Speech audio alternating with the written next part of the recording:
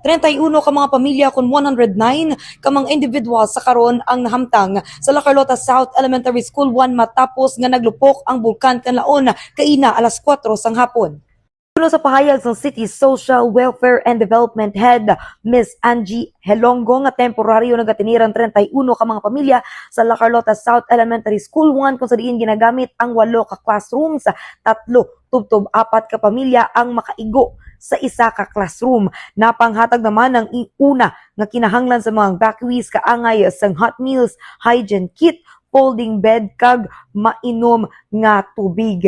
Sa karon ang mga residente sang sitio Gintubdan, Barangay Araal amo ang naga-occupy sa pila ka mga classroom sa evacuation center. Suno pa diri matapos nga nag-convene ang City Disaster Risk Reduction and Management Council sa La Carlota, gilayon nga nagsaka ang alkalde upod ang mga personnel sang DRRM sa Barangay Araal agud nga i-hold temporarily sa barangay ang mga evacuees kag alas 5 sang hapon nagsugod na sila sa pagtransport pakadto sa evacuation center. May mga nabilin pa sa ilang matag sa mga pulian para magbantay sa ilang mga kagamitan kag ilang mga kasapatan. Mayara naman sang posibilidad nga madugangan pa ang mga ma-evacuate kag handa naman sa karon ang CSWD agud nga magbaton anytime sang magapadulong sa ilang area. So far wala naman sang madamo pag nga kinahanglan bangod nga na-cover kung napanagtag naman sang syudad ang mga primary needs sang mga nag-evacuate. Ang mensahe lang diri ni Ms. Helongo nga dapat kinahanglan gid mamati sa advisory kag mag-cooperar kag rest assured nga ang ilang alkalde Jose Luis Halandoni ang nagalibot o kun aktibo nga nagalibot kag naga-provide sang kinahanglan sang tanan. Ginaobra man ang tanan sa karon agud nga mas mangin komportable pagid ang mga evacuees sa evacuation center kag ang mensahe man sa mga nagapabilin sa ila tagsa ka mga puluyan nga apektado sa paglupok sang bulkan nga mangin vigilante kag maghanda gid sa anuman nga oras kung kinahanglan nga mag-evacuate hindi na pag-ibutang sa ital-ital ang inyong kabuhi kag mas maayo gid nga preparado ng inyong mga gamit agud isa na lang ka bit-bit in kaso nga kamo ang pahalinon sa area. Yari bala kag pamatian nato ng dugang pag-iid nga detalye sa pahayag ni Ms. Angie Elongo, ang Social Welfare Development Head sa La Carlota City.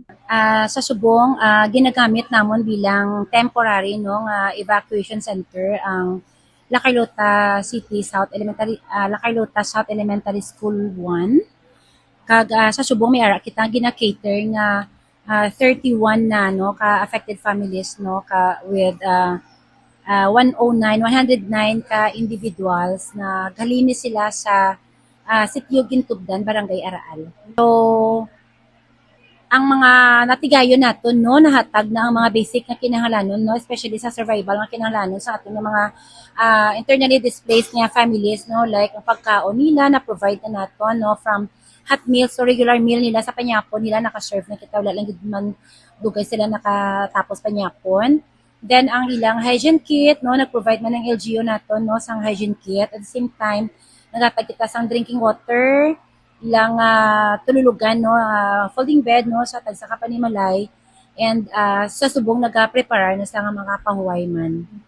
So, for minimal naman ang kinahanglanon, since nga provided naman ni LGU ang mga pipila nila mga kinahanglanon. And ang aton nga mga panimalay nga nag-transfer diri, parts ng ilang preparedness, may mga dalaman sila nga mga gamit, like ulunan, sa habol, kag banig nila, kag mga bayo.